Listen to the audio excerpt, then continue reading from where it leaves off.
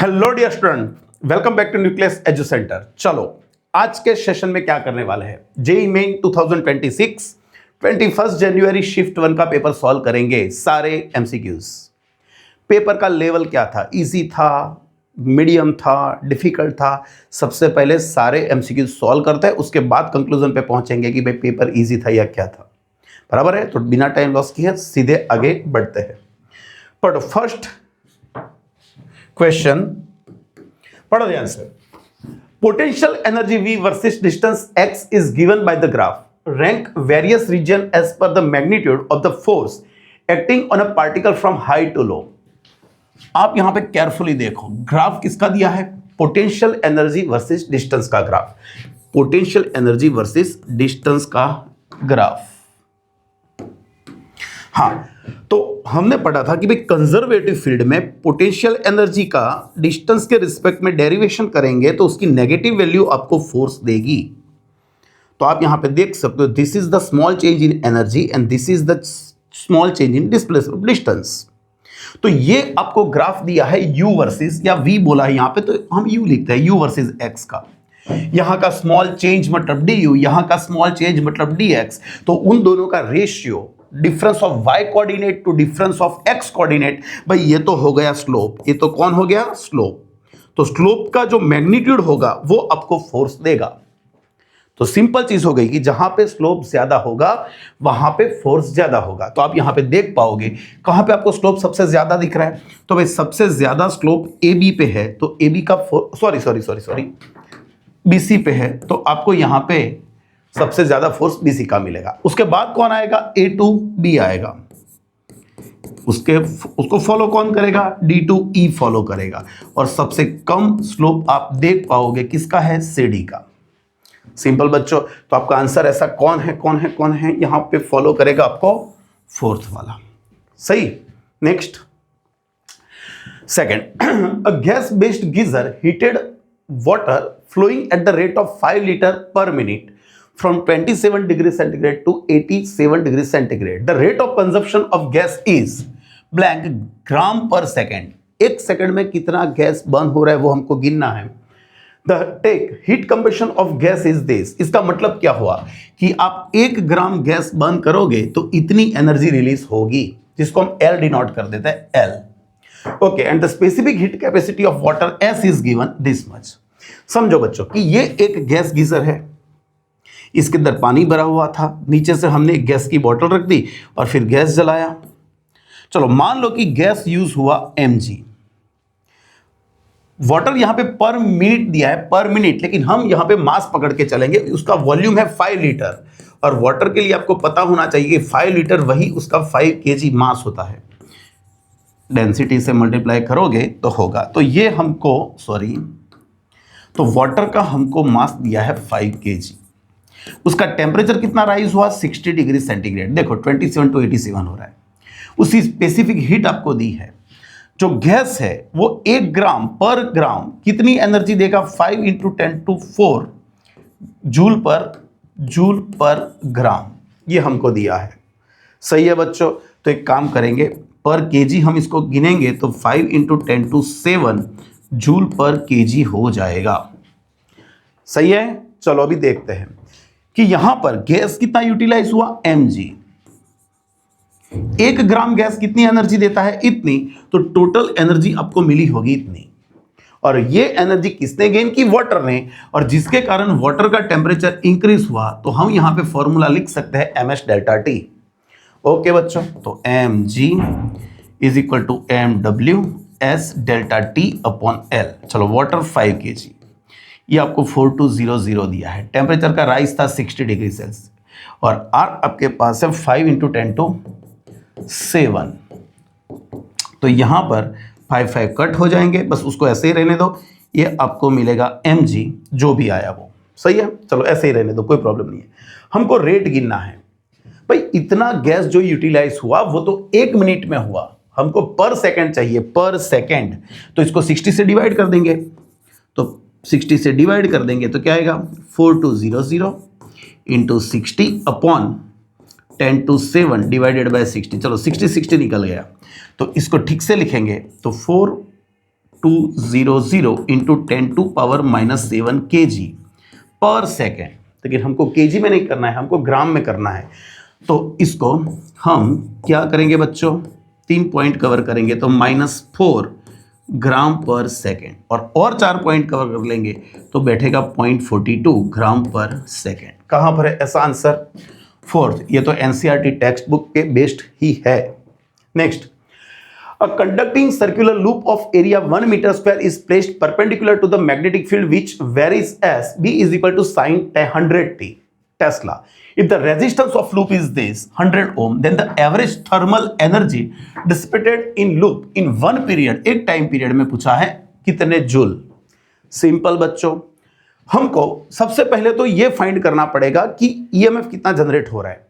हमको यहां पे एक लूप दी है जिसका एरिया ए दिया है और मैग्नेटिक फील्ड दिया है, तो उसका मैग्नेटिक फ्लक्स क्या होगा भाई? मैग्नेटिक फ्लक्स का फॉर्मूला हमने पढ़ा है NBA cos थीटा। यहां पर नंबर ऑफ टर्न्स, भाई लूप बोला है कुछ नहीं बोला है तो नंबर ऑफ टर्न 1 हो गया। मैग्नेटिक फील्ड यहां पे ले लेंगे तो साइन 100t हो गया। एरिया क्या है 1, और यहां पर आपको बोला है कि जो लूप है उसका प्लेन परपेंडिकुलर है मैग्नेटिक फील्ड को, तो उसका एरिया वेक्टर पैरेलल होगा, तो cos 0 डिग्री होगा जो 1 होगा। तो आप यहां पे देख पाओगे कि आपको मैग्नेटिक फ्लक्स मिलेगा sin 100t। आपको क्या फाइंड करना है भाई? आपको तो वोल्टेज या तो ईएमएफ फाइंड करना है, और हमने पढ़ा है कि d∅b/dt, नेगेटिव साइन को निग्लेक्ट करता हूं मैं, यहां पे नेगेटिव आता है लेकिन निग्लेक्ट करते हैं। ओके, तो according to Faraday's law EMF generated is equal to derivation of magnetic flux with respect to time. इसका डेरिवेशन करेंगे तो cos 100t, ये मैंने साइन का डेरिवेशन किया और 100 आगे मल्टीप्लाई करेंगे तो ये आपको वोल्टेज मिला, और उसके कारण आपको पावर क्या मिलेगा भाई? पावर का फॉर्मूला है V²/R। V आपके पास है 100 cos 100t और उसका स्क्वायर डिवाइडेड बाय रेजिस्टेंस आपको दिया है 100, ये रहा। चलो यहां से एक 100 कट आउट हो जाएगा तो यहां पे आपको पावर क्या मिलेगा? 100 cos स्क्वायर 100t। सही लिखा मैंने, ये आपको पावर मिला। लेकिन आपको तो एनर्जी फाइंड करनी है। आप यहां पे देख पा रहे हो कि पावर जो है वो टाइम का फंक्शन है, जैसे जैसे टाइम चेंज होगा पावर भी चेंज होगा। तो हीट एनर्जी आपको जो फाइंड करनी है तो आपको डायरेक्ट तो नहीं मिलेगा, तो मैं स्मॉल हीट एनर्जी लूंगा स्मॉल टाइम इंटरवल के लिए। तो dt जितने स्मॉल टाइम इंटरवल में पावर जो P है, तो हीट कितनी जनरेट हुई होगी? H is equal to P into dt। तो चलो यहां पे लिखेंगे, यहां पे 100 cos square 100t into dt। लेकिन ये तो स्मॉल हीट हुई, हमको टोटल फाइंड करनी है एक टाइम इंटरवल पे। तो सबसे पहले तो हमको टाइम पीरियड भी फाइंड करना पड़ेगा। भाई टाइम पीरियड क्या है? तो चलो यहां पे देख ले, इसको हम बोलते हैं ओमेगा। इसको हम क्या बोलते हैं? ओमेगा। ओमेगा क्या दिया है? 100। 2π/t is equal to 100। तो टाइम पीरियड आपको मिल जाएगा, ये नीचे आएगा तो π/50 सेकेंड। ये आपको टाइम पीरियड मिला। और आपको टोटल हीट चाहिए तो हम एक काम करेंगे, 0 to इतने टाइम तक, कितना टाइम है? π/180। इसका इंटीग्रेशन कर देंगे टोटल का 100 cos square 100t into dt। चलो इस 100 को मैं बाहर ले लेता हूं, इसको ठीक से लिखे, अरे इसको ठीक से लिखे तो 0 to π/50 cos स्क्वायर थीटा, तो उसको हम लिख सकते हैं 1 cos स्क्वायर थीटा। तो उसको हम क्या लिखते हैं? 1 प्लस cos 2θ/2। तो यहां पे लिख सकते हैं 1/2 plus 1/2 cos 200t into dt। सही है। अभी देखो मैं एक स्टेप डायरेक्ट लेता हूं। ये cos का फंक्शन है cos। एक टाइम इंटरवल में cos जितना जितना पॉजिटिव होता है फर्स्ट और फोर्थ क्वाड्रेंट में, उतना उतना नेगेटिव भी होता है सेकंड और थर्ड में। तो इसका इंटीग्रेशन तो क्या हो जाएगा? 0 हो जाएगा। रहेगा कौन? ये बंदा रहेगा। लेकिन इसके साथ टाइम इंटरवल के साथ उसका करेंगे तो Q मतलब हीट एनर्जी यहां पे लिखेंगे तो H is equal to 100 integration 1/2 into T, कहां से कहां तक? 0 to π/50। चलो यहां पे लिखे 100, एक बार अपर लिमिट तो π/100 माइनस यहां पे 0 हो जाएगा, तो ये कट हो गया, तो आपका आंसर क्या आया? पाई। याद रहे तो हीट एनर्जी क्या आएगी? पाई। पाई जितनी हीट एनर्जी जनरेट होगी एक टाइम इंटरवल में। चलो next, water flows through horizontal tube as shown in figure. The difference in height between the water column in vertical tube is 5 centimeter and the area of cross section A and B are 6 centimeter square and 3 centimeter square respectively. The rate of flow will be centimeter cube per second. देखो बच्चों, सभी यहाँ पे centimetre में दिया है, हम centimetre में ही सबको कन्वर्ट करेंगे, लेकिन आपको सबसे पहले क्लियर होना चाहिए कि रेट ऑफ फ्लो क्या होता है। तो एरिया इंटू वेलोसिटी, ये आपका रेट ऑफ फ्लो होता है, रेट ऑफ फ्लो। इसको फ्लो रेट भी आप बोल सकते हो या तो वॉल्यूम फ्लक्स भी बोल सकते हो। तो एरिया तो मेरे पास है, मेरे पास ए का भी एरिया है और बी का भी एरिया है, मुझको वेलोसिटीज फाइंड करनी पड़ेगी। तो या तो यहां की फाइंड कर लो या तो यहां की फाइंड कर लो, तो कोई दिक्कत वाली बात नहीं है। देखो इसका एरिया हमको दिया है, तो सबसे पहले हम यहां पे यूज करेंगे कंटिन्यूटी इक्वेशन। तो कंटिन्यूटी इक्वेशन में यहां पे एरिया ऑफ ए इंटू वहां की वेलोसिटी v1 बोल दो, एरिया ऑफ बी वहां की वेलोसिटी v2 बोल देता हूं। इसका एरिया आपको दिया है 6 into v1 is equal to, B का एरिया आपको 3 दिया है और ये v2, तो v2 आपको मिल जाएगा 2v1। चलो v और v1 और v2 के बीच का रिलेशन मिला, मैं दोनों में से कोई एक फाइंड कर लूंगा, मेरा काम हो जाएगा। दूसरा आपको क्लू क्या दिया है कि आपको यहां पे प्रेशर डिफरेंस दिया है कि ये क्रॉस सेक्शन है और ये क्रॉस सेक्शन है, वहां पर दोनों वाटर लेवल के बीच का जो डिफरेंस है वो है h। तो ऑब्वियसली यहां पे pressure difference P1 minus P2 होगा रो जी एच, सही है कि नहीं। अभी हम यूज करेंगे बर्नौलीज इक्वेशन। भाई बर्नौलीज इक्वेशन क्या बोलता है, P1 plus 1/2 rho V1 square is equal to P2 plus 1/2 rho V2 square because it is horizontal pipe. सही है बच्चों, यहां का प्रेशर ज्यादा होगा तो हम ले लेंगे P1 minus P2 is equal to 1/2 rho, यहां पे कर लेंगे V2 square minus V1 square. इसकी जगह पे हम रिप्लेस कर सकते हैं रो जी एच को 1/2 रो V2 स्क्वायर। चलो V2 की जगह पे मैं लिख सकता हूं 2V1, तो ये हो जाएगा 4V1 square minus V1 square. बच्चों मैंने सही लिखा, V2 को हमारे पास दो वेरिएबल है V1 V2, लेकिन एक वेरिएबल के फॉर्म में मुझको कन्वर्ट करना है, तो मैंने ये रिलेशन लिख दिया V2 is equal to 2V1 का स्क्वायर हो गया। ओके, तो रो निकल गया, ये सामने चला जाएगा तो 2GH, ये हो जाएगा 3V1 स्क्वायर, तो V1 स्क्वायर आपको मिलेगा 2GH बाई 3। सही है बच्चों, चलो सारी वैल्यूज रखते हैं यहाँ पे। तो G का वैल्यू है 1000, याद रखो बच्चों G की वैल्यू 10 मीटर पर सेकेंड स्क्वायर बोला है, लेकिन हमको सेंटीमीटर में गिनना है तो मैंने इसको सेंटीमीटर में कन्वर्ट कर दिया। हाइट का डिफरेंस दोनों कॉलम में क्या है 5 सेंटीमीटर और 3, क्या आएगा बच्चों ये क्या आएगा, तो ये हो जाएगा 10,000। मैं कहां पर लिखूं, मैं यहां पर लिखूं, तो V1 is equal to under root 10,000 upon 3, तो V1 आपको मिलेगा 100 by root 3 centimetre per second. देखो 5 2 10 और ये 1000, 10,000 उसका स्क्वायर रूट 1000, 100 हो गया।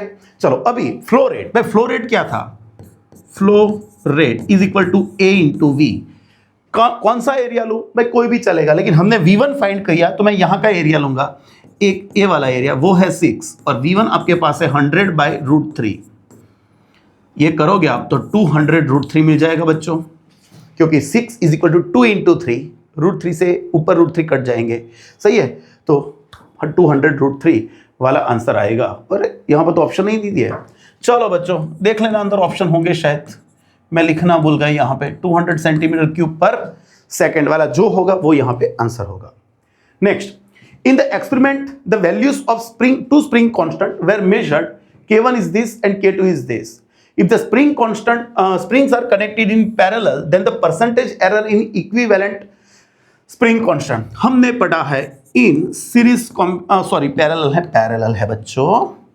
यहां पे हमको पता है कि भाई पैरेलल कनेक्शन में इक्विवेलेंट होता है K1 प्लस K2, तो यहां पे हमको एरर्स का जो सेक्शन था उसमें एडिशन वाला फॉर्मूला यहां पे यूज करना है। तो इसकी जगह पे बोल सकते हो कि भाई K प्लस और माइनस डेल्टा K, तो ये हो जाएगा K1 प्लस और माइनस, अरे करो यार, तो हमने पढ़ा था यहां पे कि K1 और K2 का एडिशन होगा और उनकी जो एब्सोल्यूट एरर है उनका भी एडिशन होगा। तो चलो सिंपल चीज, ये कौन बच्चों, K1 K2 10 + 20 प्लस और माइनस डेल्टा K1 मतलब 0.2 प्लस ये 0.3, तो ये कर लोगे आप तो 30 प्लस और माइनस 0.5 मिलेगा। तो ये आपका इक्विवेलेंट स्प्रिंग कांस्टेंट और ये उसकी एरर, एब्सोल्यूट एरर। लेकिन आपको परसेंटेज चाहिए तो मैं यहाँ पे करूँगा डेल्टा K/K 0.5/30, लेकिन परसेंटेज चाहिए तो मैं मल्टीप्लाई बाय 100 भी कर दूंगा। तो ये हो गया 50/30 5/3 जो हो जाएगा 1.67%। कहाँ पर है ऐसा आंसर, तो ये है फोर्थ में सही। नेक्स्ट, ओके हो गया। 6, a 4 kg mass moved under the influence of force is given, F is equal to 4t³ I cap minus 3t j cap, where t is the time in second. If the mass starts from origin, वह start from origin मतलब उसकी initial position होगी x0 is equal to 0 पे, और start कर रहा है मतलब उसकी इनिशियल वेलोसिटी भी होगी 0। The velocity and the position after t is equal to 2 second. देखो बच्चों, मुझको यहां पे मास दिया है 4 kg, मुझको फोर्स का इक्वेशन भी दिया है 4t³ I cap minus 3t j cap, तो मुझको एक्सेलरेशन मिल जाएगा, acceleration is equal to force upon mass. ये डिवाइड करेंगे तो यहां पे हो जाएगा t³ I cap minus 3/4 j cap. 4 से डिवाइड कर दो 4/4 मतलब ये हो गया, ये आपको एक्सेलरेशन मिला। फिर हमको वेलोसिटी भी चाहिए तो इसका इंटीग्रेशन करना पड़ेगा। भाई इसका इंटीग्रेशन करेंगे तो इसका integration t⁴/4 I cap minus, यहां पे t रह गया, ओके यहां पे करेंगे तो 3 बाई, यहां पे होगा t²/2, लेकिन नीचे 2 से यहां पे 8 हो जाएगा, प्लस इनिशियल वेलोसिटी, लेकिन इनिशियल वेलोसिटी तो आपको 0 दिया है तो हम कुछ लिखने वाले नहीं हैं, यह हो गया आपका j कैप। यह आपको इनिशियल वेलोसिटी का इक्वेशन मिला। समझो बच्चों, यहां पे प्लस v0 आएगा, प्लस v0 जो उसकी इनिशियल वेलोसिटी होगी, लेकिन स्टार्ट बोला है मतलब इनिशियल स्पीड 0 होगी, तो हम यहां पे 0 ले लिया। फिर से पोजीशन भी चाहिए तो वेलोसिटी का फिर से इंटीग्रेशन करेंगे x, तो इसका इंटीग्रेशन करेंगे तो क्या होगा 10⁵/5 मतलब नीचे 20 हो गया I कैप, माइनस यहां पे करेंगे तो 3/8 t³ 3 निकल गए तो यहां पे t³ आ जाएगा j caret, plus initial position लेकिन स्टार्ट कर रहा है ओरिजिन से मतलब इनिशियल पोजीशन भी 0 होगी। तो हमको दो इक्वेशन मिले, एक वेलोसिटी का इक्वेशन मिला, एक पोजीशन का इक्वेशन मिला, लेकिन हमको फाइंड करना था 2 सेकेंड पे, तो at t is equal to 2 second. चलो वेलोसिटी वेक्टर फाइंड करेंगे तो यहां पे 2 रखेंगे, यहां पे 2 की 4 पावर मतलब 16/4 मतलब यहां पे 4 आएगा I कैप, यहां पे 2 रखूंगा मैं, सही है ना, 2 की 2 पावर मतलब 4, नीचे हो जाएगा ये 3/2 j कैप। चलो एक ये बैठा, मतलब ये दोनों ऑप्शन तो निकल गए। अभी पोजीशन की बारी है, तो पोजीशन के बारे में यहां पे रखेंगे x vector is equal to 2 की 5 पावर मतलब 32/20 I कैप, सही है, माइनस बच्चों यहां पे 2 रखेंगे तो 8/8 मतलब वो तो निकल जाएगा, मतलब j ही रहेगा। इसको ठीक से करें तो 4 5 ये हो गया और ये आ गया आपका j कैप। कहां पर है ऐसा आंसर 4i माइनस 3j और ये, हाँ तो आपको आंसर बैठ जाएगा 2 में। सही है बच्चों, सिंपल। आगे बढ़ेंगे। 7, consider a modified Bernoulli's equation. Okay देख लिया हमने, t has the dimension of time and then find the dimension of a and b। पे सबसे पहले यहां पे गौर करेंगे तो देखो हमने पढ़ा था एडिशन में जो टर्म्स होते हैं उनके डायमेंशन सेम होते हैं, यूनिट सेम होते हैं। तो सबसे पहले यहां पे करेंगे तो जो p का डायमेंशन होगा वही आपका a/bt² का डायमेंशन होगा। तो जो मुझको a का डायमेंशन चाहिए तो जो p का डायमेंशन होगा इंटू bt² का डायमेंशन जितना होगा, लेकिन हमारे पास b का तो डायमेंशन है नहीं, तो चलो हम यहां पे गौर करेंगे। ये दोनों टर्म्स भी एक दूसरे के, ये दोनों टर्म्स भी, अरे ये क्या हो गया, ये दोनों टर्म्स भी एक दूसरे के एडिशन में है, तो जो डायमेंशन h का हो गया वही डायमेंशन बीटा bt का हो गया। तो b का डायमेंशन h अपॉन t के बराबर होगा। सिंपल, इसका है L1, इसका है T1, तो b का डायमेंशन हम निकालेंगे m0 L1 T-1 और फिर यहां पे रख देंगे। तो P आपके पास है प्रेशर, बोला नहीं है लेकिन बर्नौली इक्वेशन है तो आपको इतना तो पता होना चाहिए। आपको यहां पे दिया नहीं है लेकिन ये बर्नौली इक्वेशन बोला है, तो P stands for pressure. B आपने फाइंड किया L1 T-1 किया यहां पे, और टाइम का है T1 लेकिन स्क्वायर है तो 2 करना पड़ेगा। सिंप्लीफाई कर लो, तो m1 L तो 0 हो गया, T की -1 पावर। कहां पर दिख रहा है ऐसा कुछ? A है m1 L0 T-1 और ये आपको दिखेगा 2 में। सही है बच्चों, यहां पे कुछ शो नहीं किया, उसका मतलब 1 पावर है उसकी। सही है ना। Next 8, a current carrying solenoid is placed vertically and a particle of mass m with charge q is released from the rest. The particle moves along the axis of solenoid. If the g is acceleration due to gravity, then the acceleration a is। ये एक solenoid है जिसमें हमको पता है कि उसका magnetic field जो होता है वो उसकी एक्सिस को पैरेलल होता है, और फिर हमने यहां से एक चार्ज को फ्री फॉल करवाया। क्यू चार्ज है जिसका मास है m।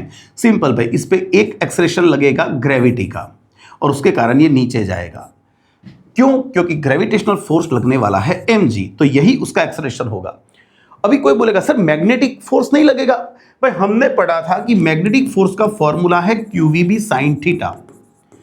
जो आपका पार्टिकल है वो नीचे जा रहा है, मतलब वो सोलेनॉइड की एक्सिस को पैरेलल मोशन करेगा, तो आपका एंगल 0 डिग्री होगा। तो यहाँ पे मैग्नेटिक फोर्स जो है वो तो लगने वाला ही नहीं है, उस पर सिर्फ एक ही फोर्स लग रहा है, किसका? ग्रेविटी का, और उसके कारण जो उसका एक्सेलरेशन होगा वो g के बराबर ही होगा। सिंपल चीज है बच्चों। चलो next 9th, a parallel plate capacitor has capacitance C when there is vacuum within the parallel plates. Okay, a sheet having thickness 1/3 of the separation between the plate and the relative permeability K is introduced between the plates. The new capacitance of the system, एकदम easy question. ये capacitor है, चलो मान लेते हैं कि जिसका दो प्लेट्स के बीच का सेपरेशन d है, तो उसका इनिशियल कैपेसिटेंस हो जाएगा epsilon not a by d। Simple, जो हमको C दिया है, C ये दिया है। अभी हमने क्या किया, ये जो प्लेट थी उनके बीच में हमने एक मीडियम डाल दिया, दो प्लेट्स के बीच में हमने एक मीडियम डाल दिया जो है d/3 थिकनेस वाला। तो ऑब्वियसली अभी भी जो रिमेनिंग पार्ट है 2d/3, जो ये यहां पर अभी भी वैक्यूम है, और वैक्यूम है तो मैं वैक्यूम की रिलेटिव परमिटिविटी या तो उसको डाइलेक्ट्रिक कांस्टेंट बोलेंगे, मैं उसको बोल दूंगा 1। और यहां पे जो हमने मीडियम लिया, यहां पर जो हमने मीडियम लिया उसका डाइलेक्ट्रिक कांस्टेंट कितना है? K2 = K। सिंपल, तो दो प्लेट्स थी उसके बीच का डिस्टेंस d था। ओके, तब कैपेसिटेंस ये था, लेकिन हमने दो प्लेट्स के बीच के रीजन में d/3 थिकनेस वाला एक स्लैब रख दिया। ओके, तो फिर नया कैपेसिटेंस हमने फॉर्मूला पढ़ा था epsilon not a d1/K1 plus d2/K2। चलो यहां पे लिखेंगे एप्सिलॉन नॉट a d1 मतलब अभी भी बच्चों यहां पर तो कौन है? वैक्यूम ही है, तो उसकी थिकनेस हो गई 2d/3/1, क्योंकि इसका ये तो वैक्यूम है तो उसका डाइलेक्ट्रिक कांस्टेंट 1 ही लेंगे, प्लस जहां पे हमने स्लैब रखा उसकी थिकनेस है d/3 और ये कौन है? K। तो इसको ठीक से लिखे तो यहां पे Cm = आपको क्या मिलने वाला है? एप्सिलॉन नॉट a, यहां पे लिखेंगे तो 2d/3 प्लस d/3K। सही है, सही है। तो इसको और सिंप्लीफाई करेंगे तो ये हो जाएगा 3। देखो एप्सिलॉन नॉट a, यहां से कॉमन d भी निकलेगा, सही है, 3 भी निकलेगा, बचेगा क्या? 2 + 1/K। तो इसको लिखेंगे तो एलसीएम होगा K 2K + 1 और K और 3 ऊपर चले जाएंगे, तो ऊपर हो गया 3K epsilon not a upon 2K + 1। देखो, अरे d रह गया इंटू d, लेकिन epsilon not a by D कौन था भाई, ये तो सी था, तो यहाँ पे रख दोगे तो आपको आंसर मिला 3kc अपॉन 2k+1। कहाँ पर है, कहाँ पर है, ऐसा आंसर आपको ए में दिख गया। सही है बच्चों। चलो next 10th, the electric field of plane magnetic wave is given by this equation. देखो ये इलेक्ट्रिक फील्ड दिया है, आप यहाँ पे डायरेक्ट देख लो, ये एक्स डायरेक्शन में प्रोपोगेट कर रहा है, वाई एक्सिस के पैरेलल उसके ई वेक्टर्स है, तो ऑब्वियसली मैग्नेटिक फील्ड के वेक्टर जेड एक्सिस को पैरेलल होंगे तो वो बीजेड आएगा। मतलब ये दोनों ऑप्शन तो निकल ही गए, थोड़ा देखोगे तो फटफट आंसर आ जाएगा। फिर क्या, यहां पर जो वैल्यू है वो तो सेम की सेम ही रहेगी, तो मैं तो बिना गिने बोल सकता हूं कि ये तो आपका सेम का सेम ही रहेगा। आपको expression of magnetic field find करना था, तो थोड़ा हम जो दिमाग का यूज करेंगे ना बच्चों, तो देखो वाई एक्सिस को पैरेलल ई वेक्टर्स, प्रोपोगेशन एक्स डायरेक्शन में, तो obviously magnetic field Z direction के अक्रॉस होगा, और यहां पर जो होगा वो तो चेंज होने वाला नहीं है, तो वो तो प्लस माइनस है बीच में, तो माइनस ही रहेगा। क्लियर। लेकिन चलो गिन लेते हैं, इसका B0 चाहिए मैग्नेटिक फील्ड का एम्पलीट्यूड, तो E0/c, E0 क्या था बच्चों 69 अपॉन 3 इंटू 10 to 8, तो ये हो जाएगा 23 इंटू 10 to पावर -8, तो ये हो जाएगा 2.3 इंटू 10 to पावर -7 टेस्ला। तो आपको ये इक्वेशन मिल जाएगा। Simple simple. 11 in a double slit experiment the distance between the slit is 0.1 centimeter and the screen is placed 50 centimeter from the slit plane, from the slit. Okay, slit plane. When one slit is covered with the transparent sheet having thickness T and refractive index n is equal to 1.5, the central fringe shifts by 0.2 centimeter. The value of T in centimeter. सभी calculation हमको centimetre में करना है। देखो सबसे पहले आपको फिर से एक बार शो कर देता हूं कि यहां पर एक सोर्स था, यहां पर सोर्स था, ये दोनों के बीच का सेपरेशन था D। वहां से कैपिटल D डिस्टेंस पे हमने यहां पे एक स्क्रीन रखी थी, ये स्क्रीन रखी थी, और वहां पर सेंट्रल मैक्सिमम यहां पे बन रहा था, सेंट्रल मैक्सिमम यहां पे बन रहा था। क्यों बन रहा था? क्योंकि ये जितना डिस्टेंस कवर करेगा इतना ये भी करेगा, दोनों का ऑप्टिकल डिस्टेंस सेम होगा, और उसके कारण यहाँ पे पाथ डिफरेंस 0 बनेगा। जहां पे पाथ डिफरेंस 0 बन रहा है वहां पे सेंट्रल बनती है। सही है, दोनों एक साथ यहां पे पहुंचेंगे, इसके कारण उसका ऑप्टिकल डिस्टेंस सेम माना जाएगा, और यहां पे सेंट्रल ब्राइट फ्रिंज बनेगी।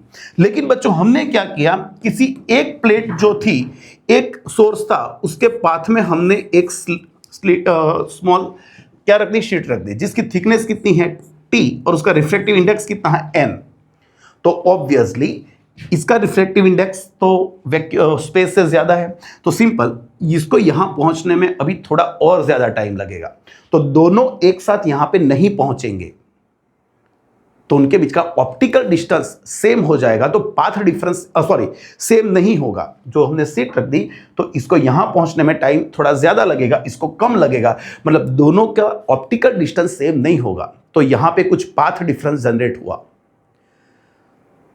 दोनों एक साथ कहां पे पहुंच सकते हैं, तो भाई थोड़ा इस साइड, ये जो प्लेट है और ये जो प्लेट है, ये उसका वेलोसिटी यहां पे थोड़ा डिक्रीज हो जाएगा, तो ऑब्वियसली ये थोड़ा ज्यादा टाइम ले रहा है, तो हम इसको थोड़ा कम डिस्टेंस कवर करवाएंगे और इसको ज्यादा डिस्टेंस कवर करवाएंगे।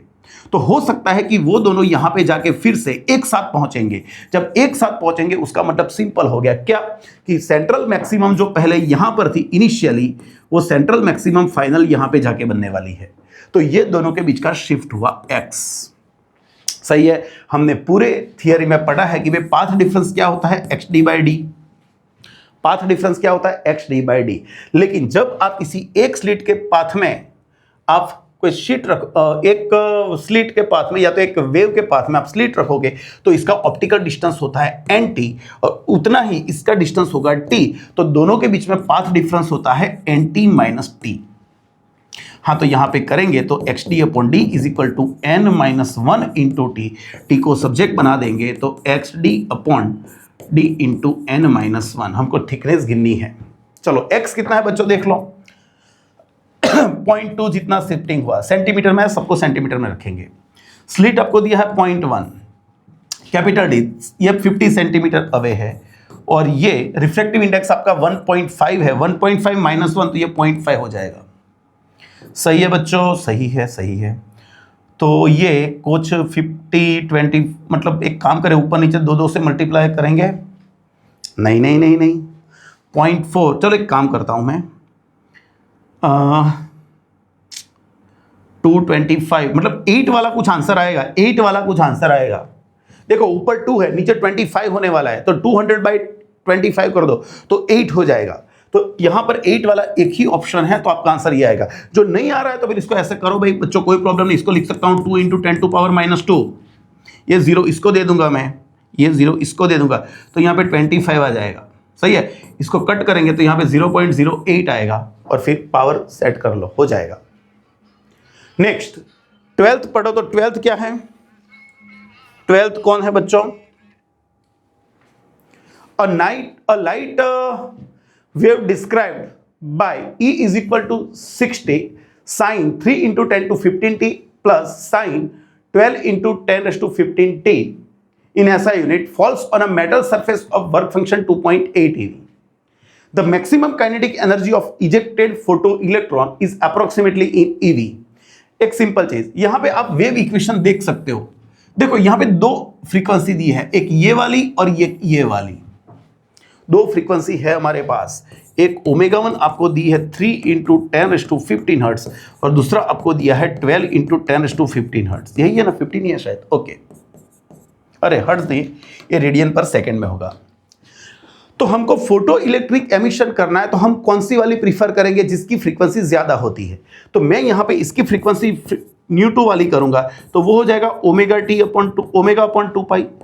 ये हो गया 12 × 10⁻15/2 × पाई मतलब 3.14 हो जाएगा। सही है बच्चों, तो यहाँ पे करेंगे तो 12/6.28 चलेगा, ऐसे ही रहने दो, कोई प्रॉब्लम नहीं है।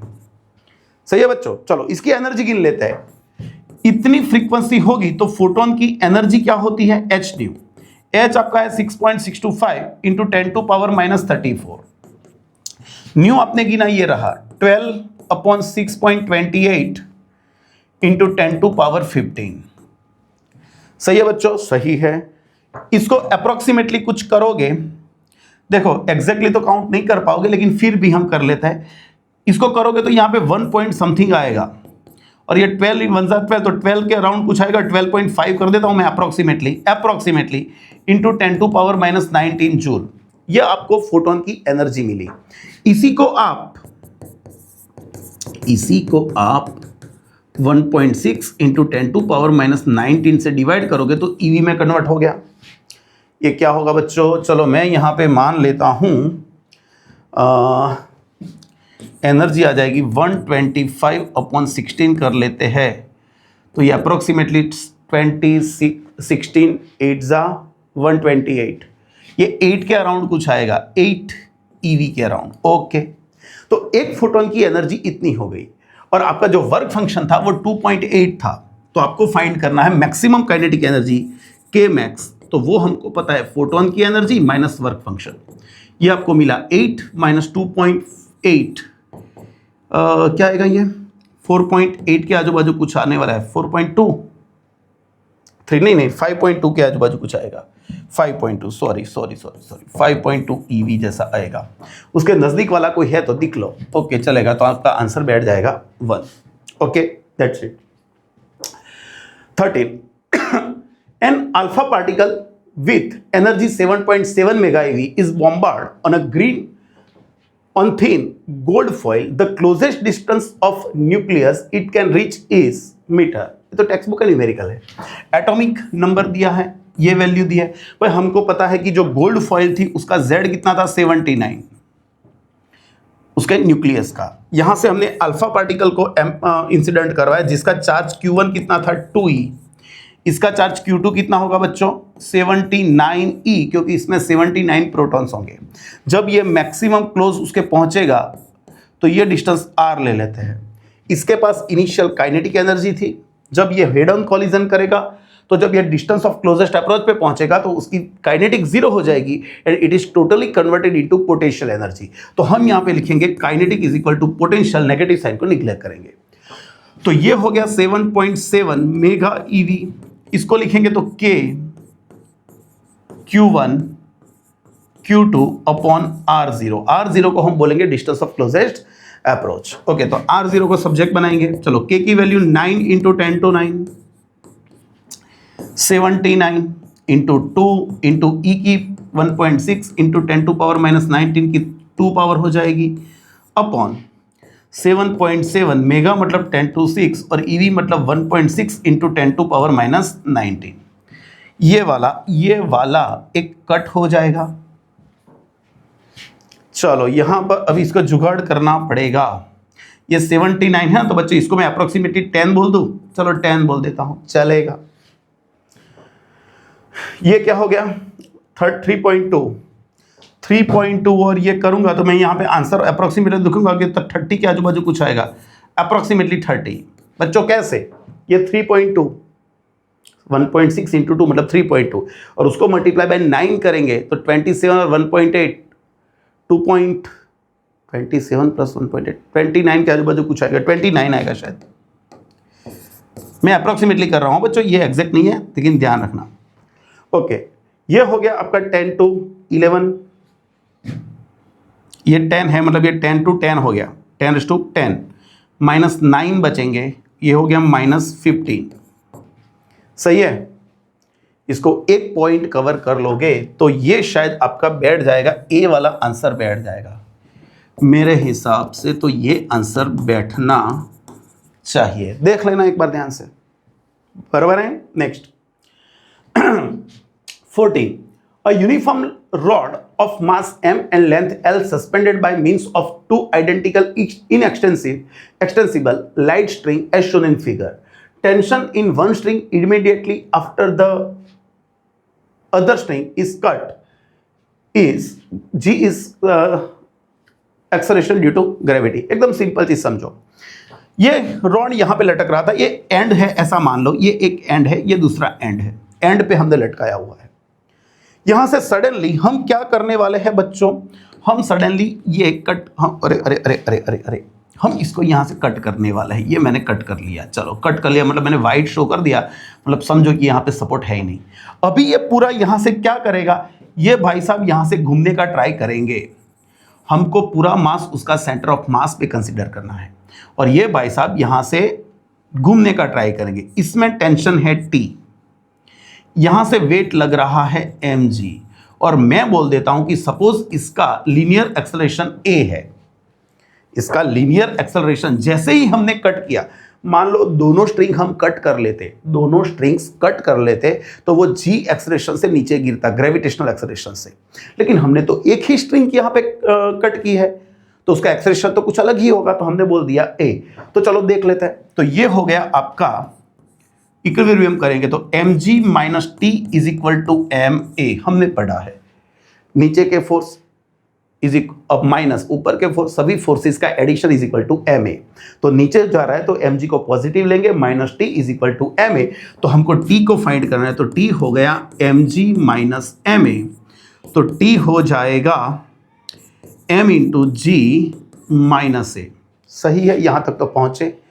अभी हमको एक्सेलरेशन को जी में कन्वर्ट करना है। ओके, चलो इसको हमने छोड़ दिया, मतलब ऐसे था। जैसे मैं यहां से कट कर लूंगा तो ये कैसी मोशन करेगा, ऐसी मोशन करेगा, एंगुलर मोशन करेगा। तो उसका सारा मास हम यहां पे कंसीडर करेंगे उसके सेंटर ऑफ मास से। तो यहां पर जो टॉर्क लगने वाला है, torque is equal to I alpha लिख सकते हो। कौन टॉर्क लगाएगा भाई, आपका रेफरेंस पॉइंट ये ले लो, रेफरेंस पॉइंट आपका ये रहा। तो ये टेंशन है वो तो टॉर्क जनरेट नहीं करेगा, जो करेगा वो mg करेगा और ये जो डिस्टेंस है उसको हम l/2 बोल देंगे। तो टॉर्क आपका हो जाएगा, torque is equal to mg और l/2। चलो कौन रोटेट हो रहा है, रॉड रोटेट हो रहा है, उसकी एंगुलर मोशन हो रही है। तो यहां पर हमको उसकी मोमेंट ऑफ इनर्शिया लेनी पड़ेगी और ये जो रॉड है वो बीच में से नहीं घूम रहा है, किसी एंड से घूम रहा है, एंड से घूम रहा है, मतलब इसका एंगुलर मोमेंटम होगा ml²/3 और यहां पे अल्फा लिखेंगे।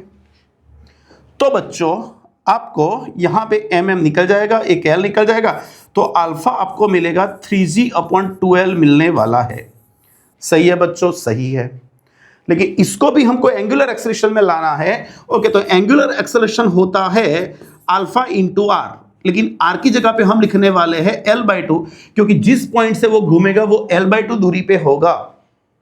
तो यहां पर 3g/2l इंटू L/2, तो ये आपको मिलेगा 3g/4। सही है, सही है, सही है। ओके, तो T इज इक्वल टू यहां पे मास ले लेंगे m, g माइनस 3g/4, तो m ये आपका हो जाएगा g/4, तो आपका टेंशन आ गया mg/4। अच्छा क्वेश्चन था, ये तो जनरली बच्चों को आने ही चाहिए। सही है, सही है। Next, an aluminium and steel rod having same length and cross section are joint to make total length 120 centimetre. Okay बच्चों, तो पता मुझको ये चला कि एल्यूमिनियम जो है उसकी लेंथ भी 60 सेंटीमीटर होगी, जो स्टील होगा उसकी भी 60 सेंटीमीटर ही होगी। The coefficient of linear expansion of aluminium, भाई एल्यूमिनियम का लीनियर एक्सपेंशन अल्फा है और ये किसका है? स्टील का है linear expansion. The length of this composite rod when temperature is raised to 100 degree Celsius, मतलब पहले टेम्परेचर था 30 और आपने रेज किया 100, तो टेम्परेचर का जो डिफरेंस आया वो 70 डिग्री सेल्सियस होगा। तो आपको इसकी फाइनल लेंथ गिननी है।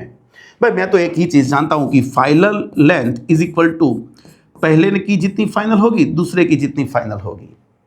पहले की कितनी फाइनल होगी? भाई इसका फॉर्मूला हमने पढ़ा था L01 plus alpha 1 into delta T, ये एल्यूमिनियम के लिए है। दूसरा होगा उसका भी सेम ही होगा 1 plus alpha 2 into delta T.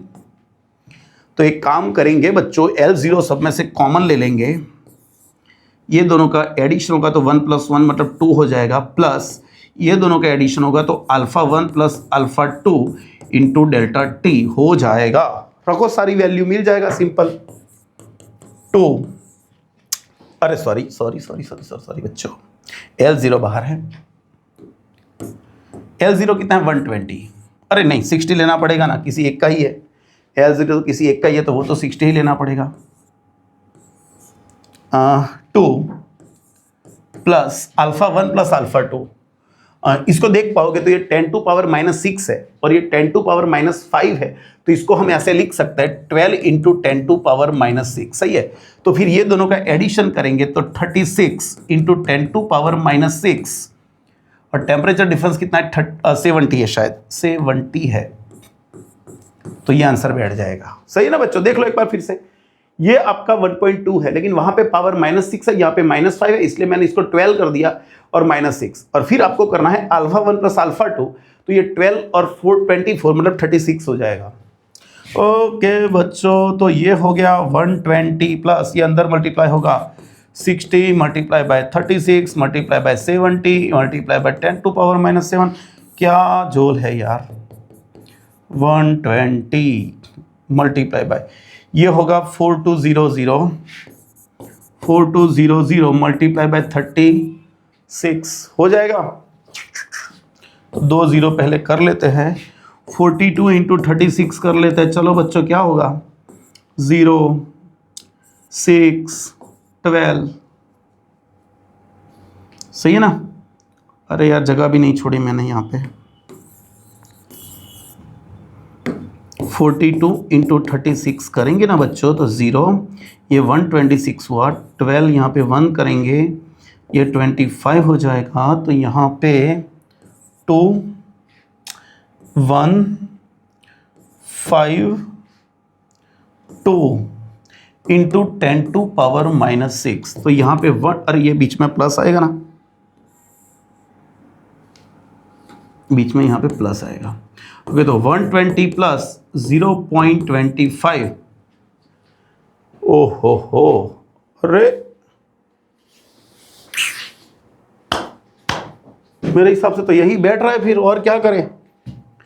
42 multiply by 36 है कि नहीं? सही है। 6 12 2 25 2 1 5, सही है। ओके, तो ये आंसर ले लो, कोई प्रॉब्लम नहीं है। चलो ये आप ले लोगे तो 120.25 सेंटीमीटर एग्जैक्टली आ रहा है। सही है ना, तो हम ये आंसर लिख लेंगे, कोई प्रॉब्लम नहीं। 16 a 1 meter long metal rod AB completes the circuit as shown in figure. Okay, the area of circuit is perpendicular to the magnetic field of 0.1 meter, 0.1 Tesla. If the resistance of the total circuit is 2 ohm, then the force needed to move the rod towards right with constant speed of 1 meter per second is. हमको पता है कि जब इस rod को बाहर यहां पे पुश करने का ट्राई करोगे तो जो लेंस फोर्स जनरेट होगा वो उसको अंदर की तरफ खींचेगा अकॉर्डिंग टू लेंस लॉ, लेकिन हमको जो उसको बाहर खींचना है तो उस पर फोर्स लगाना पड़ेगा। तो जब इसको हमने बाहर धक्का दिया तो यहां पे सपोज करंट जनरेट हुआ और वो करंट के कारण उस पर फोर्स लगने वाला है ILB। हमने पढ़ा है लेंस फोर्स, लेकिन आई कितना, तो हमने बच्चों पढ़ा कि जो आपका L लेंथ वाला रॉड B जितने मैग्नेटिक फील्ड में V स्पीड से मूव करेगा तो EMF जनरेट होगा ILBV, लेकिन EMF होता है IR इज इक्वल टू LBV। I को सब्जेक्ट बना देंगे तो LBV अपॉन R। चलो यहां पे रखेंगे I की जगह पे LBV upon R into LB, तो L स्क्वायर B स्क्वायर हो जाएगा। ये आपका फोर्स हो गया। अभी आपको क्या करना है, सिर्फ वैल्यूज रखनी है।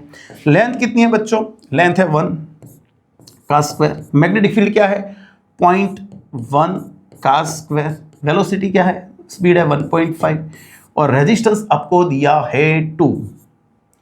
75 वाला आंसर आएगा। ओके, दो आंसर है तो फिर गिनो।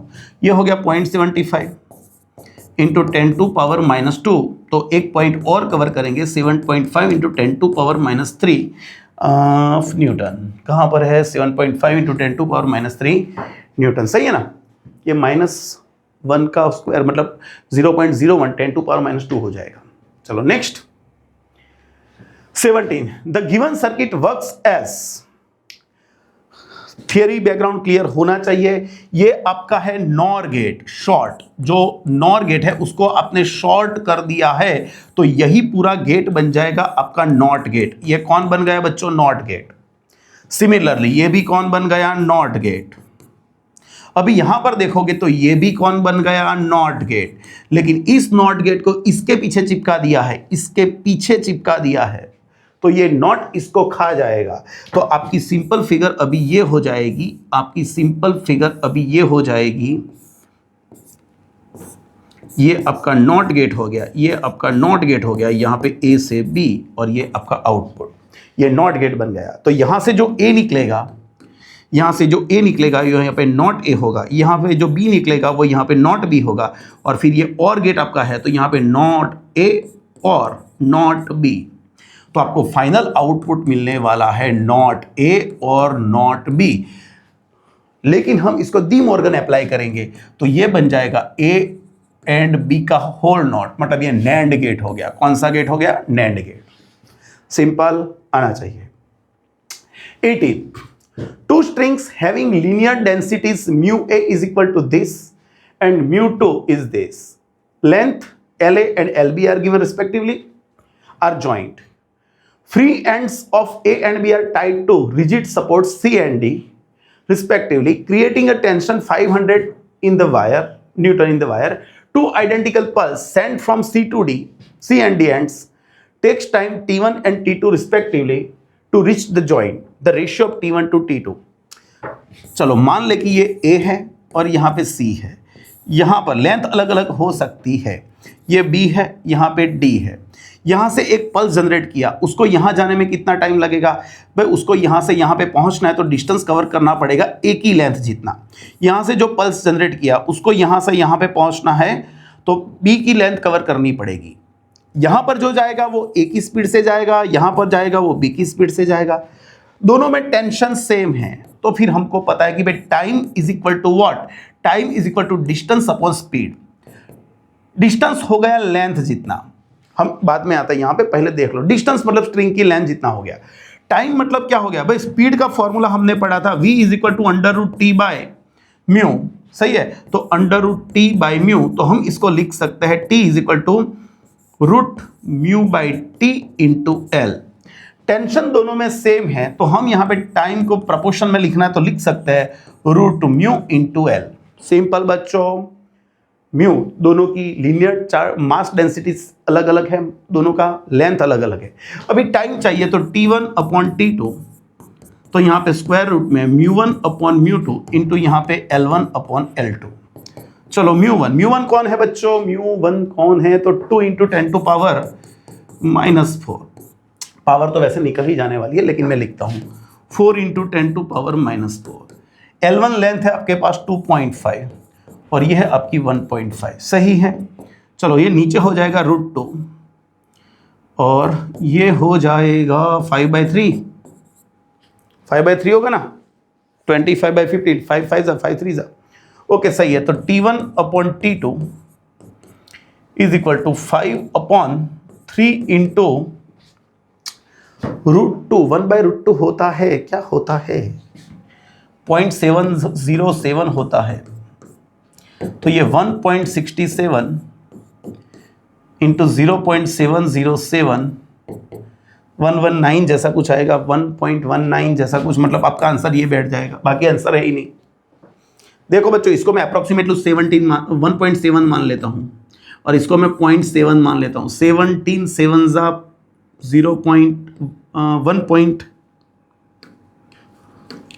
1.19 जैसा कुछ आएगा, इसके नज़दीक है, इसलिए मैं ये कर लेता हूँ अप्रॉक्सीमेटली, सही है। इसको मैंने थोड़ा कम गिना तो इसको मैंने थोड़ा ज़्यादा कर लिया, तो बैलेंस हो जाएगा थोड़ा बहुत। 90 initially a satellite of 100 kg is in circular orbit of radius 1.5 RE। ये अर्थ है, सैटेलाइट पहले यहाँ पे घूम रहा था 1 RE पे, जो डिस्टेंस R1 है, और ये R1 कितना है भाई, R1 आपको दिया है 1.5 RE। फिर आपने this satellite can be move to a circular orbit of radius 3 RE, उसको आपने बेस दिया 3 RE पे, R2 डिस्टेंस पे, जिसका वैल्यू है 3 RE, supplying this much energy. Okay, तो आपको अल्फा क्या है वो फाइंड करना है। आपने इतनी एनर्जी दी है, इतनी एनर्जी, तो अल्फा कितनी है। मैं तो एक चीज जानता हूं भाई, सैटेलाइट होगा और घूम रहा है तो उसकी बाइंडिंग एनर्जी होती है -GMEM/2R, जहां पर M सैटेलाइट का मास, ME अर्थ का मास और R मतलब अर्थ के सेंटर से डिस्टेंस। ओके, तो एनर्जी हमको चाहिए, तो हम क्या करेंगे भाई, change of energy is equal to, मैं यहां पर लिख देता हूं GMEM/R1 माइनस GMEM/R2। वैसे तो उल्टा आएगा, लेकिन नेगेटिव साइन निगलेक्ट कर लेंगे हम। तो यहां पर GME, अरे 2R1, ये 2 हो जाएगा, सही है सही है सही है, GMEM, और यहां पे मैं 2 रखूंगा तो 2 into 1.5 RE minus GMEM/2 into 3 RE। तो यहां पे GMEM, यहाँ पे RE भी निकल जाएगा, और यहाँ पे 1/3 होगा, यहाँ पे 1/6 होगा। तो यहाँ पे GMEM/RE इंटू ये हो जाएगा 1/6। लेकिन मुझको जुगाड़ करना है G के फॉर्म में, क्योंकि मुझको G की वैल्यू दी है। तो मैं एक काम कर सकता हूँ बच्चों, क्या, देखो तो ये जो एनर्जी रिक्वायर्ड है GME/RE, स्क्वायर करूंगा, RE से मल्टीप्लाई करूंगा, GME/RE से मल्टीप्लाई किया, RE से डिवाइड किया, और इंटू M/6, सही है ना। M/6 सेपरेट ले लिया, यहाँ पे RE से मल्टीप्लाई किया, RE से डिवाइड किया, तो ये आपका हो गया ग्रेविटेशनल एक्सेलरेशन G। तो फॉर्मूला बन जाएगा mg/RE/6। चलो सारी वैल्यूज रखते हैं। सैटेलाइट का मास है 100, G लेना है 10, ये आपको दिया है 6 इंटू 10 to 6 लेने को बोला है, और ये 6 निकल गया, तो यहाँ पे 1000 इंटू 10 to 6 जूल। तो देखो इसको इसके साथ कंपेयर करेंगे, अल्फा इंटू 10 to 6 जूल, तो आपको अल्फा मिलने वाला है 1000। सही है बच्चों, सही है। 20 a point charge of 10⁻⁻8 coulomb is placed at origin. The work done in moving another charge 2 microcoulomb from this point to this point is joule। ये ओरिजिन पे रखा है, यहां पर एक चार्ज आपका ओरिजिन पे रखा था Q1, दूसरा चार्ज पहले यहां पर था जिसका पोजीशन वेक्टर r1 दिया है, उसको आप यहां से यहां मूव करवाने वाले हो जिसका पोजीशन वेक्टर है r2। तो आपको r1 डिस्टेंस क्या मिलेगा भाई, r1 डिस्टेंस मैटर करता है यहां पे, तो 4 का स्क्वायर प्लस 2 का स्क्वायर, ये आपको मिल जाएगा 16 32 और 4 मतलब ये 6 मीटर मिलेगा r1।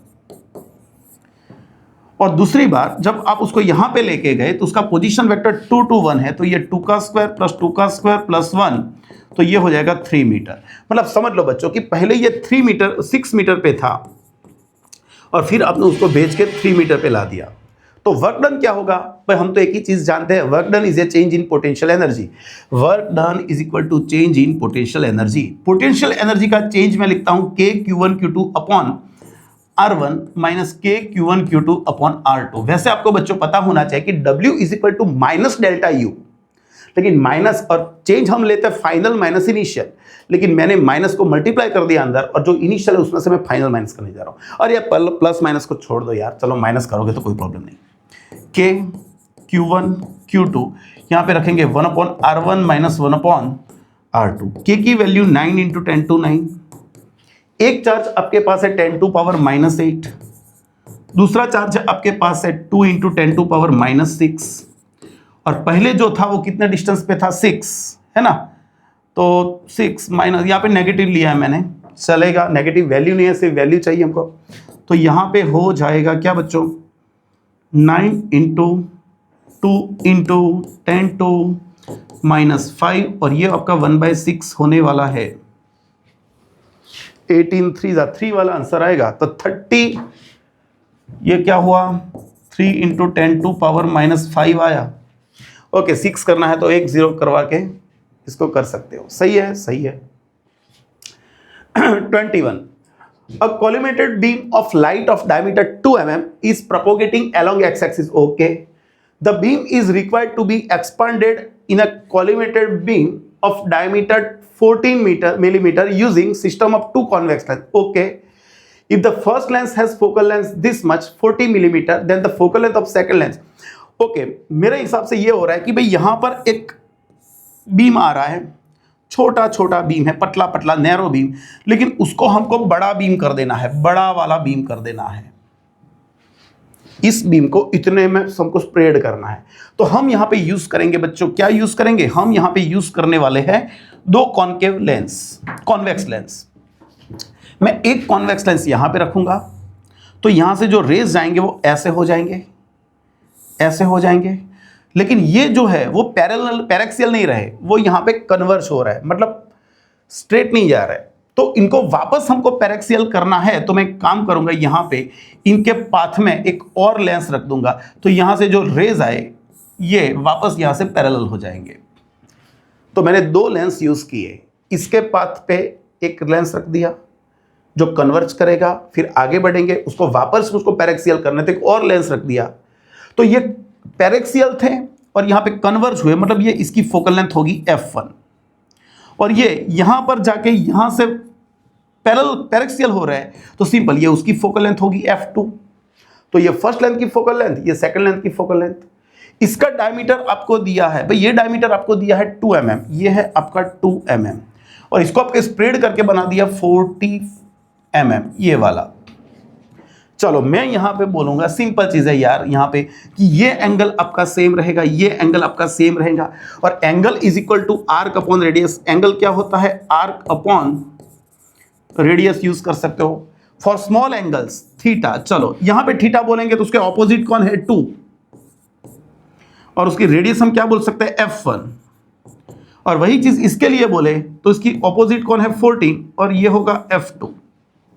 तो आपको f2 चाहिए, f2 तो वो हो जाएगा 7 f1, देख लो, तो ये सामने जाएगा 2 से निकले जाएगा तो 7, तो 7 f1 हो जाएगा। f1 कितना है बच्चों, f1 40 है, तो ये हो जाएगा 280 mm। ऑप्शन नहीं है इसमें, अरे हाँ 21 है तो न्यूमेरिकल वाला होगा, 21 है तो न्यूमेरिकल वाला होगा। 280 mm इसकी फोकल लेंथ होनी चाहिए। मैं एक बात देख लो, सही है 20, ये 2 mm से आ रहा है, इसको 14 mm करना था,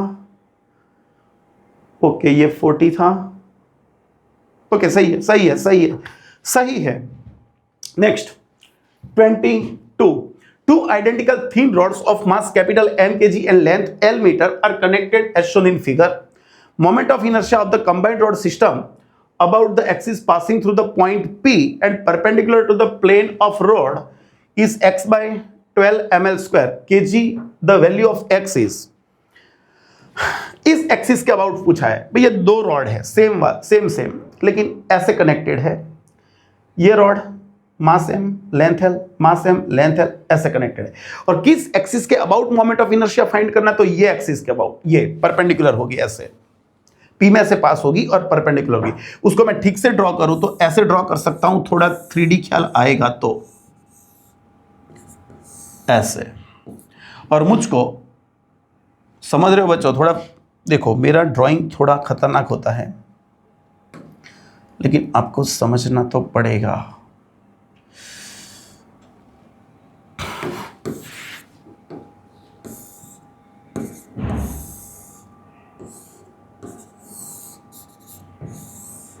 ये है और ये इसको परपेंडिकुलर होगी, जो इसको परपेंडिकुलर होगी, समझ रहे हो? अरे ऐसे क्यों समझा रहा हूं मैं, चलो डायरेक्ट मैं यहां से फिगर से शो कर देता हूं। मेरे पास दो रॉड है, ये वाले, एक ये रहा रॉड, ये रहा रॉड, और इस पॉइंट के अबाउट मुझको मोमेंट ऑफ इनर्शिया फाइंड करनी है। इस पॉइंट के अबाउट, इस पॉइंट के अबाउट, ये एक्सिस है, सही है कि नहीं? ये रहा, ये एक्सिस के अबाउट, ये।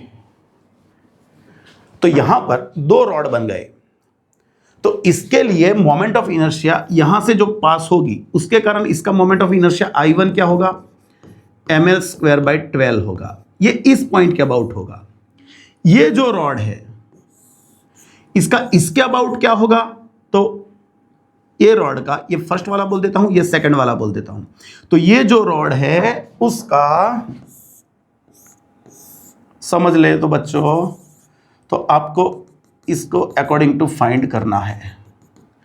तो ये रॉड की IC है क्या, यहां से जो निकलेगी वो ml स्क्वायर बाई 12 होगी। ये जो रॉड है उसके लिए तो यहां से ही पास हो रहा है, तो ये उसकी होगी ml स्क्वायर बाय 3। तो टोटल मोमेंट ऑफ इनर्शिया आपको चाहिए, तो ये जो रॉड है उसके लिए तो आपका P पॉइंट उसी के एंड में से ही पास हो रहा है, तो यहां पर फर्स्ट की moment of inertia with respect to P और सेकंड की moment of inertia with respect to P। लेकिन यहां पर जो है, ये जो वाली है मोमेंट ऑफ इनर्शिया, वो इस एक्सिस के अबाउट है, लेकिन आपको तो इसके अबाउट फाइंड करना है, और ये दोनों का बीच का डिस्टेंस है L। तो इसकी मोमेंट ऑफ इनर्शिया तो आप डायरेक्ट लिख पाओगे ml स्क्वायर बाई 3, क्योंकि ये एक्सिस, ये रॉड है, उसकी लेंथ में एंड में से पास हो रहा है। लेकिन ये रॉड जो है उसके लिए तो ये डिस्टेंस पे है, तो यहां पे आपको parallel axis theorem IC plus MD square use करना पड़ेगा। तो I आपका हो गया ml square by 3 plus IC, भाई इसका IC क्या है, ml square by 12 plus M मतलब रॉड का मास और दोनों एक्सिस के बीच का डिस्टेंस मतलब L स्क्वायर। इसको सिंप्लीफाई करेंगे तो LCM आएगा 12। यहाँ पे 4 बाकी है, यहाँ पे कुछ बाकी नहीं है, और यहाँ पे 12 बाकी है। तो ये हो गया 17 बाई 12 ml स्क्वायर, ये आ गया। तो इसको कंपेयर करना है is equal to x by 12 ml square के साथ। तो x आपका होने वाला है 17, क्या आएगा 17। सही है बच्चों, सही है। 23. The heat generated in 1 minute between point A and B, A और B के बीच को आपको हीट फाइंड करनी है। मैं तो एक ही चीज जानता हूं, heat is equal to I square RT। Okay, बात खत्म। When battery of 9 volt with internal resistance of 1 ohm is connected across this point, okay, इसके साथ एक इंटरनल रेजिस्टेंस भी है जो है 1 ohm, जो है 1 ohm। ओके, चलो टोटल रेजिस्टेंस पहले तो डिसाइड करते हैं। यहां पर आपको बोला है यह 1 ओम, यह है 2 ओम, ये 2 ओम है, ये 4 ओम है। भाई देख सकते हो 1/2 2/4, तो ये विस्टर्न ब्रिज होता तो ये निकल गया। जो विस्टर्न ब्रिज होगी ये निकल जाएगा, तो बच्चों यहां से बनेगा ये आपका 1 ओम, ये आपका 2 ओम, ये आपका 2 ओम, ये आपका 4 ओम, और इसके साथ एक बैटरी कनेक्टेड है जिसका इंटरनल भी आपको दिया है 1 ओम। सही है बच्चों, और आपको V दिया है 9 वोल्ट। चलो इसका इक्विवेलेंट रेजिस्टेंस सबसे पहले फाइंड करते हैं। इक्विवेलेंट रेजिस्टेंस भाई ये दोनों का मिलके हो जाएगा 3 ओम, ये दोनों का मिलके हो जाएगा 6 ओम। तो ये A और B जो पॉइंट है, A और B पॉइंट, उनके बीच का इक्विवेलेंट रेजिस्टेंस करोगे A और B के बीच का, तो ये दोनों पैरेलल में आ गए, तो 6 × 3/9, तो ये आपको देगा 2 ओम रेजिस्टेंस A और B के बीच का। और सर्किट का टोटल मिलेगा भाई, सर्किट का ये दोनों, ये हो गए 2 हो गया और इंटरनल 3, तो सर्किट का हो गया 3 ओम। सही है, तो आपको करंट मिलने वाला है V/R। V कितना है? 9 वोल्ट। EMF लिख सकते हो, वोल्टेज लिख सकते हो, कुछ भी लिख सकते हो। ओके, तो 9/3, तो करंट मिला 3 एम्पियर। सही है, करंट मिल गया। तो आपको फाइंड करना है अक्रॉस दिस पॉइंट, A और B के बीच का ही फाइंड करना है, तो मुझको यहां पे रेजिस्टेंस भी A और B के बीच का ही लेना पड़ेगा। ओके, तो करंट आपको मिला 3 का स्क्वायर, A और B के बीच का रेजिस्टेंस है 2 ओम, ये दोनों का मिलके 2 ओम हो गया। और टाइम पूछा है हमको 1 मिनट में, तो वो शायद 60 है, 1 मिनट बोला है। ओके, तो 60 सेकेंड्स, 9 18 108 0 जूल, यहां पे आंसर आने वाला है 1080 जूल। क्लियर हो गया बच्चों? Okay. 24 10 mole of oxygen is heated at constant volume from 30 degree Celsius to 40 degree Celsius. पर म्यू आपको मोल दिए हैं 10 मोल्स, कांस्टेंट वॉल्यूम पे बोला है, और आपको टेम्परेचर चेंज करना है कितना? 10 डिग्री, 30 to 40 पे भेजना है। The change in internal energy, भाई इंटरनल एनर्जी का चेंज हमने पढ़ा है F/2 mu RT delta T. Mu इसको हम CV लिख सकते हैं। भाई हमने बोला है कि CV क्या होता है? F/2 R होता है कि नहीं? तो इसको मैंने CV लिख दिया, लेकिन मुझको तो यहां पे CP दिया है और R दिया है, तो CV की जगह पे मैं लिख सकता हूं CP - R into delta T. अरे बच्चों, मुझको CP दिया है, R दिया है, लेकिन मुझको तो कांस्टेंट वॉल्यूम पे बोला है, तो मैं तो यहाँ पे CV लिखूंगा। और CV क्या होता है? CP - CV = R, तो CV = CP - R। चलो ये 10 हो गया, ये 7 - 2 हो गया, और यहाँ पे 10 हो गया, 500 हो गया। अरे यार इतना इजी, सब कुछ कैलोरी में ही है, तो हमको कैलोरी में ही लिखना है। Next 25th in a microscope the objective is having focal length. Objective की फोकल लेंथ आपको दी है 2 सेंटीमीटर, आईपीस की फोकल लेंथ आपको दी है 4 सेंटीमीटर, ट्यूब लेंथ आपको दी है 32 centimetre. The magnification produced by microscope for normal adjustment. By normal adjustment पे आप फाइनल इमेज कहाँ पे बनाओगे? नियर पॉइंट पे जो है 25 सेंटीमीटर। तो आपको मैग्निफिकेशन फाइंड करना है, एकदम इजी है, L/FO इंटू D/FE। तो लेंथ कितनी थी बच्चों? 32 ट्यूब लेंथ, D कितना है? तो 25, FO आपका है 2 और FE आपका है 4, 8 400, तो मैग्निफिकेशन आपको 100 मिलने वाला है। सही है, सही है। नेक्स्ट, ओके खत्म हो गया, 25 ही थे। ओके बच्चों, तो रिवाइज अगेन। तो 25 क्वेश्चन हमने कंप्लीट किए, और हमने देखा कि ऑलमोस्ट क्या 2 या 3 क्वेश्चन को छोड़ के सारे एनसीईआरटी, वैसे तो सारी एनसीईआरटी बेस्ड ही है, लेकिन 2-3 में थोड़ा ट्विस्ट किया था, बाकी सब कुछ सेम ही था। ये रेगुलर प्रैक्टिस के एमसीक्यूज थे। तो इस पेपर को मैं मॉडरेट तो नहीं बोलूंगा, लेकिन इजी टू मॉडरेट बोलूंगा कि ठीक है, थोड़ा एवरेज से बिलो एवरेज थोड़ा बोलूंगा, मीडियम से थोड़ा नीचे है, इजी और मीडियम के बीच का कुछ होगा। सही है बच्चों, तो इतना देख लो। अप्रैल सेशन के लिए फिर से प्रिपरेशन करनी है, तो आप इसको रेफरेंस ले सकते हो, ऐसे क्वेश्चन आ सकते हैं। तो देखो नेक्स्ट सेशन में हम शिफ्ट 2 लेके मिलेंगे, बराबर है? तब तक मिलते हैं।